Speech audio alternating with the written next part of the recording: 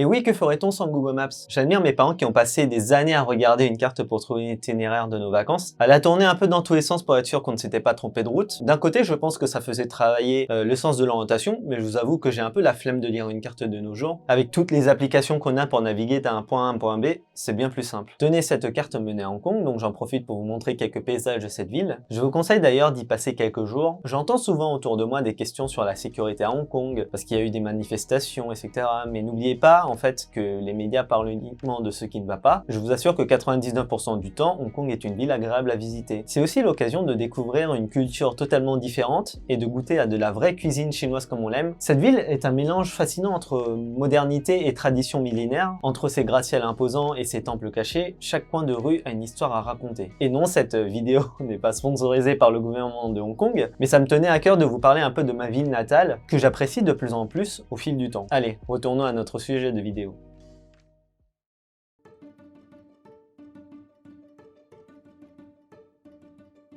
Google Maps est sans doute l'une des applications qui a le plus impacté nos mobilités quotidiennes, que ce soit pour trouver un itinéraire, localiser des commerces ou explorer des lieux inconnus. C'est devenu un outil si banal qu'on oublie qu'il a transformé notre manière de nous déplacer et d'interagir avec l'espace. Un monde sans Google Maps de nos jours, c'est limite impensable. Et pour moi, ce n'est pas qu'un simple GPS, c'est comme un compagnon d'aventure. Parfois, je l'ouvre juste pour explorer un quartier où je ne suis jamais allé, et franchement, combien de fois je me suis retrouvé à chercher un resto sympa, un café original ou même une boutique un peu cachée. Avec les avis et les photos des utilisateurs, on peut presque sentir l'ambiance avant d'y aller. Un peu comme si Google Maps me donnait un avant-goût du lieu. Et puis, qui ne s'est jamais laissé séduire par un 4,7 étoiles avec 300 avis, avouez, ça inspire confiance. Pour vous donner quelques chiffres, c'est plus d'1 milliard d'utilisateurs actifs chaque mois et une disponibilité dans 220 pays. Par exemple, imaginez, Google Maps aide chaque jour des millions de personnes à trouver leur chemin dans des villes inconnues, à localiser des petits restaurants cachés ou même à arriver à l'heure à leur rendez-vous. C'est impressionnant de penser à l'ampleur de son impact sur notre quotidien. Il offre des images cartographiques de plus de 10 millions de kilomètres de route à travers le globe. Si vous deviez faire le tour de toutes ces routes à pied, cela vous prendrait plus de 200 ans. C'est pas mal, non? Avant Google Maps,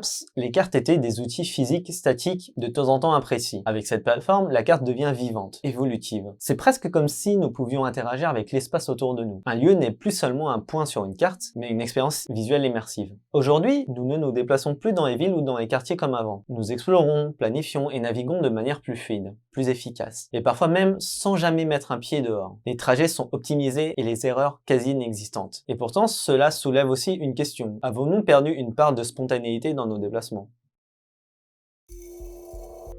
Un élément avec Google Maps, c'est qu'il enregistre des moments figés dans le temps, comme une capsule temporelle numérique. Les images de Google Street View immortalisent des rues, des bâtiments ou des scènes de vie qui parfois n'existent plus. Des lieux ont changé, des boutiques ont disparu, mais Google Street View les conserve, ce qui fait de Google Maps non seulement un outil de navigation, mais aussi un témoin silencieux de l'évolution de nos espaces urbains et ruraux. En ce sens, Google Maps participe à façonner notre mémoire collective. Certains chercheurs se demandent comment Google Maps change notre manière de voir le monde en montrant une version universelle et uniforme de la géographie. Il nous offre une vision simplifiée et standardisée de la planète. Mais cela nous rend aussi un peu dépendants de ce que nous voyons à l'écran. J'avais passé à tout casser 5 minutes sur Street View pour explorer les rues, à repérer les bâtiments et même le café où j'allais m'asseoir. Quand je suis arrivé, c'était comme si j'étais déjà venu. Cette sensation de familiarité virtuelle est à la fois rassurante et étrange. On se sent moins perdu, moins touriste, mais on perd peut-être un peu cette spontanéité de la découverte. Je pourrais aussi parler des autres applications comme Apple Plans ou Waze, mais Google Maps est tellement loin devant que je réserverai peut-être ces sujets pour une autre vidéo. Et en attendant, Google Maps, ça vient d'où? Et comment cette révolution a-t-elle commencé? Découvrons ensemble les étapes qui ont marqué son développement, car derrière cette application se cache une histoire technique et humaine incroyable.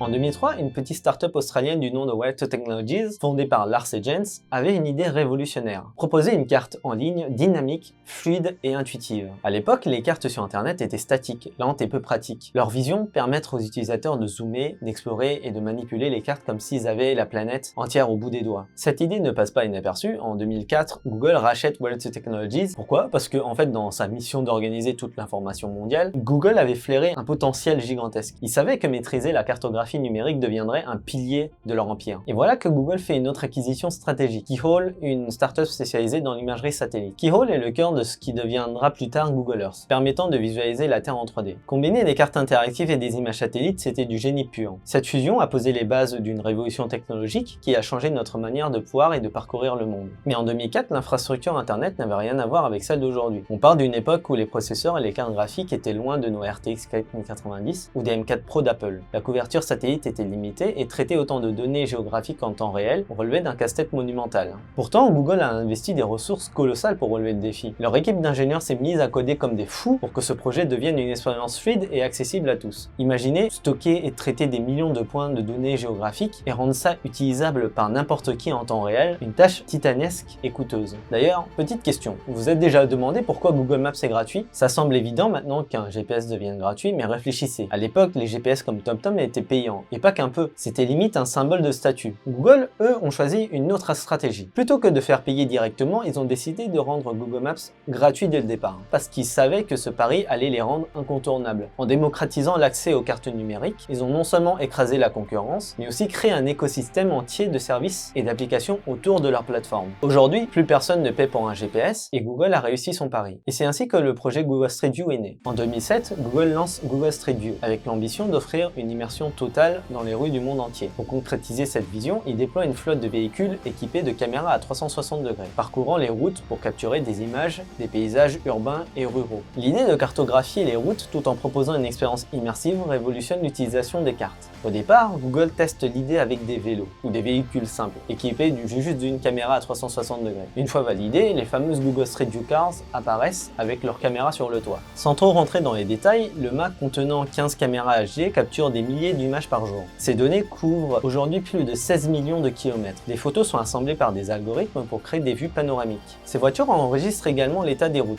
les nids de poules, les marquages au sol et les panneaux de signalisation. Ces informations permettent à Google Maps d'offrir des indications précises et des alertes sur les conditions de circulation en temps réel. Au départ limité aux grandes villes américaines, Street View couvre aujourd'hui plus de 100 pays et a capturé 16 millions de kilomètres d'images, soit 400 fois la circonférence de la Terre. Pour s'adapter aux environnements difficiles, Google introduit les Google Trikes, des tricycles équipés de caméras pour accéder aux zones piétonnes, parcs et marchés. Il développe aussi des Street View Backpacks, des stacks à dos munis de caméras parfaits pour les sentiers de randonnée ou les monuments historiques. Les Google Streetcars continuent de sillonner le monde, offrant régulièrement des mises à jour, comme celle réalisée en août 2024 en Argentine ou dans des coins reculés des États-Unis. Cependant, certaines zones semblent figées dans le temps et n'ont pas été mises à jour depuis presque 10 ans. En explorant les images capturées aux quatre coins du globe, on découvre aussi des scènes aussi fascinantes qu'énigmatiques. Google Maps regorge littéralement de mystères, des lieux insolites, des anomalies inexpliquées, des curiosités culturelles ou naturelles qui attendent d'être dévoilées. Bien sûr, dans cette vidéo, nous ne pourrons explorer qu'une poignée de ces trésors cachés, mais sachez qu'il y en a des milliers d'autres à découvrir, chacun avec sa propre histoire et ses propres secrets. Tout cité ici serait une encyclopédie titanesque, tant les curiosités et les anecdotes sont nombreuses. Mais qui sait, peut-être que cela vous donnera envie de partir à l'aventure, de plonger vous-même dans les méandres de Google Maps pour explorer ces lieux uniques. Les zones censurées. Imaginez un monde où chaque recoin de la planète est visible d'un simple clic. Grâce à Google Maps, cette vision est devenue réalité, ou presque, car il existe des exceptions. Des zones floutées, pixelisées comme si un voile numérique venait masquer des lieux spécifiques. La base aérienne de Creil.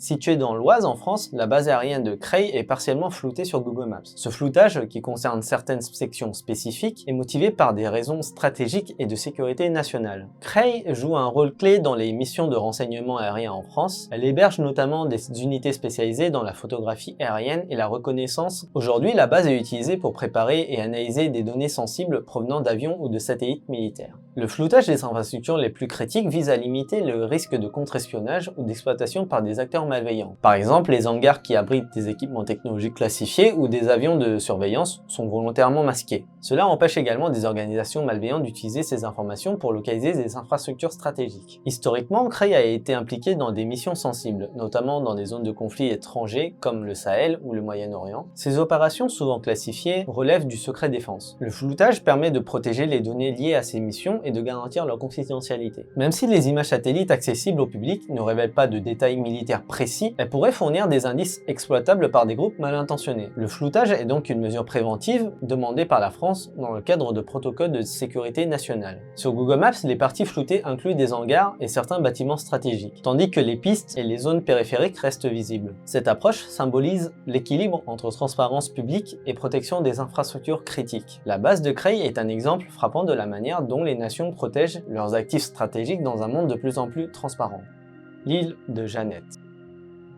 Au cœur de l'océan Arctique, l'île de Jeannette se dresse comme un confetti de terre dans des lieux glaciaux de la mer de Sibérie orientale. Faisant partie de l'archipel des îles de Long, cette petite île d'environ 3,3 km² intrigue autant qu'elle impressionne. Ses côtes abruptes composées de falaises de 100 à 350 mètres de haut et sa calotte glaciaire centrale confèrent à ce lieu un caractère aussi hostile que fascinant. Découverte en 1881 par l'expédition américaine Jeannette, dirigée par George Washington de Long, l'île porte le nom du navire qui a conduit cette mission. Bien qu'elle ait été revendiquée par les États-Unis à l'époque, le gouvernement américain reconnaît aujourd'hui officiellement qu'elle fait partie de la Russie. Pourtant, sur Google Maps, l'île de Jeannette est un mystère. Complètement pixelisée, elle semble avoir été effacée du paysage numérique. Contrairement à ce que les théories du complot pourraient suggérer, ce masquage n'a rien à voir avec une base militaire secrète ou une censure intentionnelle. La couverture neigeuse permanente et les conditions climatiques extrêmes rendent parfois les données satellites difficiles à interpréter. Les algorithmes de Google Maps pourraient confondre la glace, la terre et les nuages, provoquant une erreur de rendu. Ces erreurs techniques sont rares, mais elles peuvent donner lieu à des interprétations spectaculaires, notamment lorsqu'il s'agit d'un lieu aussi isolé et méconnu que l'île de Jeannette. Cependant, l'île n'est pas totalement inaccessible, des expéditions scientifiques et des visiteurs se rendent régulièrement sur place, et elle est visible sans problème sur d'autres plateformes cartographiques comme Bing Maps. Les photos et les relevés réalisés confirment qu'il s'agit d'un territoire ordinaire, dépourvu de toute installation militaire ou d'activité mystérieuse. En fin de compte, elle illustre bien comment les zones les plus reculées de notre planète conservent une part de mystère, même à l'ère des satellites et des données massives. Les centrales nucléaires et résidences privées.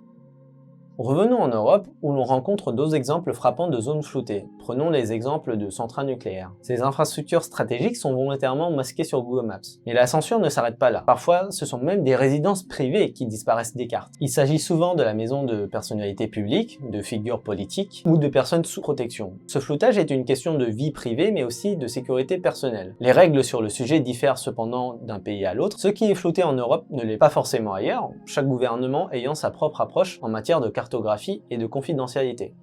Les anomalies cartographiques. Parfois, ce sont les détails eux-mêmes qui intriguent, des objets ou des formes étranges repérées sur Google Earth. Les cercles dans le désert de Gobi. Les mystérieux motifs géométriques dans le désert de Gobi en Chine intriguent depuis leur découverte grâce à des images satellites. Ces cercles géants et structures rectangulaires, qui semblent tout droit sortis d'un film de science-fiction, ont rapidement suscité des théories variées. Phénomènes extraterrestres, œuvres d'art à grande échelle, ou zones d'expérimentation spécifiques. Mais la réalité est probablement beaucoup plus pragmatique, liée à des activités humaines de nature stratégique et militaire. La théorie la plus plausible est que ces motifs sont des zones d'essai militaires. Leur forme circulaire ressemble fortement à des cibles géantes, utilisées pour tester la précision des missiles ou des bombardements aériens. Ces grandes dimensions permettent de mesurer les marges d'erreur depuis une altitude élevée, une pratique courante dans d'autres pays comme les États-Unis. À proximité, on peut également observer des infrastructures militaires comme des routes, des hangars, et parfois même des véhicules confirmant l'activité humaine dans la région. Une autre hypothèse avance que ces motifs serviraient à des calibrations de satellites ou à des tests de systèmes de reconnaissance. Les formes géométriques visibles depuis l'espace pourraient être utilisés pour aligner ou vérifier la précision des capteurs et des caméras des satellites espions. Ces repères permettent aussi de tester la résolution et la capacité des satellites à capturer des détails spécifiques. Certaines formations pourraient également être liées à des simulations stratégiques. Par exemple, la Chine pourrait reproduire des infrastructures simplifiées des bâtiments ou de villes pour s'entraîner à des frappes ciblées ou évaluer la résistance de certaines structures en cas d'attaque. Cela permettrait de simuler des scénarios réalistes sans risque pour des populations réelles. Enfin, il est possible que ces zones soient également liées à des expérimentations scientifiques ou géophysiques, comme des études sur les sols désertiques ou des recherches sur la transmission radio. Ces motifs spectaculaires et intrigants restent une démonstration impressionnante des capacités technologiques et militaires de la Chine. Le triangle noir du Nevada. Dans le sud du Nevada, aux États-Unis, se trouve une région mystérieuse connue sous le nom de Triangle Noir du Nevada. Cette zone intrigue les passionnés de mystère et d'aviation depuis des décennies. Elle s'étend approximativement entre 3 points stratégiques, la célèbre zone 51 que tout le monde connaît, la base aérienne de Tonopah et la zone d'essai du Nevada. Ensemble, ces lieux forment un triangle imaginaire, symbole de secret et d'innovation militaire. La zone 51 est sans doute la plus célèbre de ces 3 sites. Cette base ultra secrète est associée à d'innombrables théories, notamment sur la recherche extraterrestre et les ovnis. Pourtant, les experts militaires affirment qu'elle sert avant tout aux tests d'avions expérimentaux. Plus au nord, la base aérienne de Tonopah est spécialisée dans les essais d'avions furtifs et d'autres technologies aériennes avancées. Enfin, la zone d'essai du Nevada, autrefois utilisée pour des tests nucléaires, est aujourd'hui un terrain d'entraînement et d'expérimentation militaire. Ce triangle est souvent décrit comme une zone noire dans le jargon militaire car il est lié à des projets confidentiels et classifiés. La sécurité dans cette région est extrêmement stricte, les zones sont surveillées en permanence et tout accès non autorisé est sévèrement interdit. Cette atmosphère de mystère, combinée à la réalité des opérations militaires secrètes, fait du triangle noir du Nevada un sujet de fascination constante. Que vous soyez un amateur d'aviation, un passionné de mystère ou simplement curieux, cette région du Nevada reste l'un des lieux les plus énigmatiques de la planète. L'œil de l'Afrique. Perdue au cœur du désert du Sahara, en Mauritanie, la structure de Richa, aussi surnommée l'œil de l'Afrique, est une formation géologique aussi fascinante que mystérieuse. Vue du ciel, elle ressemble à un œil gigantesque avec ses cercles concentriques qui s'étendent sur environ 50 km de diamètre. Cet étrange motif circulaire, parfaitement visible depuis l'espace, a captivé aussi bien les scientifiques que les amateurs de mystère. À l'origine, beaucoup ont cru que cette structure était le résultat d'un impact météoritique, sa forme circulaire laissant penser à un gigantesque cratère. Cependant, les analyses géologiques n'ont révélé aucune trace de choc ou de compression de roche. Cette hypothèse a donc été écartée. Une autre théorie avançait qu'il s'agissait d'une érosion d'un ancien volcan. Aujourd'hui, la science s'accorde à dire que l'œil de l'Afrique est le produit d'une érosion naturelle. Ce processus a créé cet incroyable motif géométrique qui semble presque artificiel. Bien qu'il n'y ait aucune preuve que cette structure soit liée à une ancienne civilisation, certaines affirment que l'œil de l'Afrique pourrait être le site de l'Atlantide. L'œil de l'Afrique est situé dans une région reculée, difficile d'accès, mais reste un point de repère fascinant pour les astronautes en orbite. Ces cercles parfaitement visibles depuis l'espace continuent de rappeler la puissance des forces naturelles qui façonnent notre planète. Ce site unique est une véritable fenêtre ouverte sur l'histoire géologique du Sahara et un témoignage des merveilles que la nature peut créer avec le temps. Ces mystères alimentent des théories parfois farfelues. Si l'idée prête à sourire, elle illustre bien l'attrait de l'humanité pour l'inexpliqué. Et que dire des théories les plus absurdes? Par exemple, certaines prétendent que les zones floutées cacheraient des portails interdimensionnels ou des bases sous-marines d'extraterrestres. Il y a de quoi sourire, mais cela montre bien la fascination que ces mystères suscitent. Google Maps est rempli de mystères, comme vous l'avez vu. Ces images nous rappellent qu'il reste encore des zones d'ombre, même dans un monde où les données semblent omniprésentes. Mais pour aller plus loin dans l'analyse et révéler des vérités invisibles à l'œil nu, Google a créé un outil bien plus puissant, souvent méconnu du grand public. Contrairement à Google Maps ou Google Earth, cet outil est principalement utilisé par les scientifiques et les décideurs, mais son potentiel est immense. Google Earth Engine. Pour tout vous avouer, je ne connaissais pas l'outil avant mes recherches. Google Earth Engine est une immense bibliothèque combinée à un super ordinateur qui traduit des phénomènes complexes en informations compréhensibles. Pour vous donner un exemple, c'est la manière dont cet outil permet de suivre l'évolution des villes au fil des décennies. Imaginez comparer une photo de Paris des années 1950 à une image actuelle. Vous voyez les champs se transformer en quartiers, les routes se multiplier et les espaces verts évoluer. Mais ce n'est pas qu'une question de cartes. Ces images racontent des histoires humaines. Elles montrent comment notre manière de vivre façonne le monde, pour le meilleur comme pour le pire. C'est comme un carnet de souvenirs de notre planète. Au-delà des transformations urbaines, Google Earth Engine révèle aussi des inégalités et les risques auxquels les communautés font face. Avec cet outil, on peut croiser des cartes pour mettre en lumière des réalités souvent invisibles. Par exemple, une carte pourrait montrer les zones les plus exposées aux inondations, tandis qu'une autre illustrerait la répartition des richesses. Ces données, une fois combinées, racontent une histoire poignante, celle des communautés vulnérables qui vivent en première ligne face aux catastrophes climatiques ou aux défis sociaux. Ces cartes ne sont pas seulement des images statiques,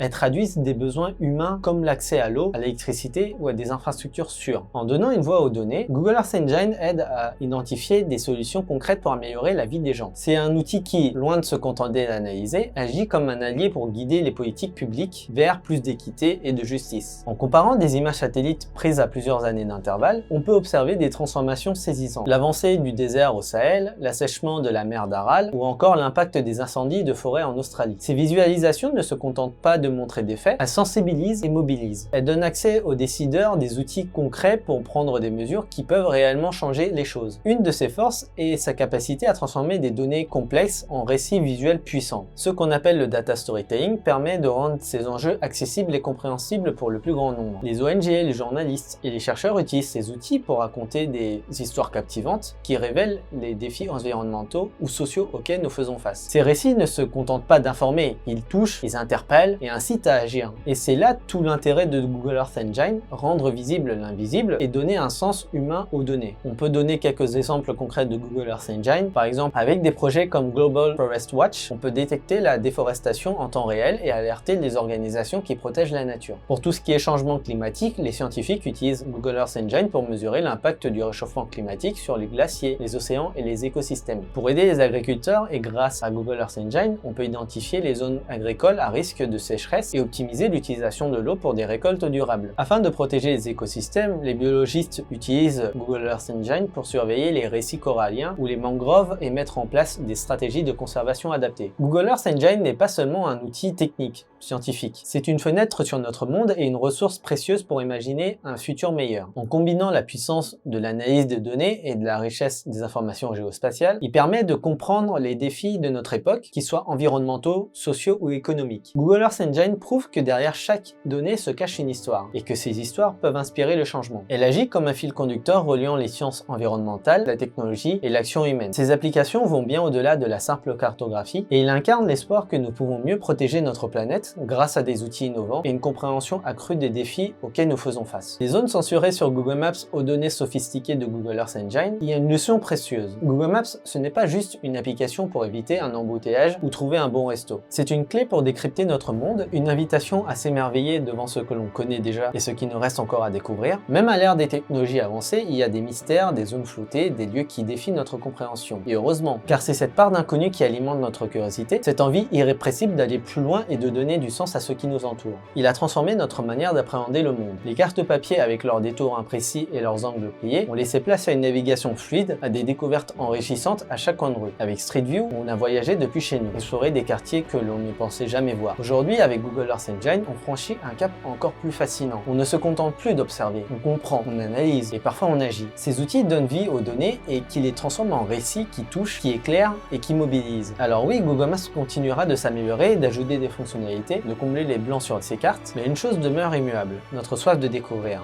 Derrière chaque image satellite, derrière chaque rue capturée, il y a une histoire. Une porte vers un univers encore inexploré. Ces outils ne font pas que nous guider. Ils nous rappellent que même dans un monde cartographié à l'extrême, l'émerveillement reste un moteur puissant et que parfois, il suffit de lever les yeux de l'écran pour trouver dans la réalité une part d'aventure encore plus grande. Merci d'avoir regardé cette vidéo jusqu'au bout. Je dois avouer que j'ai été surpris par le nombre de vues et les retours sur ma première vidéo. Ça m'a donné un vrai coup de boost pour continuer cette aventure. C'est super motivant de voir vos réactions et vos idées. Je sais aussi pertinemment que le rythme des vidéos est un peu hasardeux. Je suis encore en train de continuer à chercher le bon rythme parce que c'est vrai que c'est un peu compliqué pour moi de sortir une vidéo presque toutes les semaines. Il faudrait que je trouve un moyen pour accélérer le processus de création de vidéos. Comme ça permettrait d'avoir une ou deux vidéos en avance pour vous le poster dans un rythme assez correct, pas comme là les 3 mois qui sont passés. En tout cas, si cette vidéo vous a plu, pensez à mettre un pouce bleu et à vous abonner pour ne rien manquer des prochaines. Merci encore pour votre soutien et à très bientôt pour de nouvelles histoires et de découvertes sur la chaîne. Prenez soin de vous et continuez d'explorer le monde, qu'il soit numérique ou bien réel. Salut!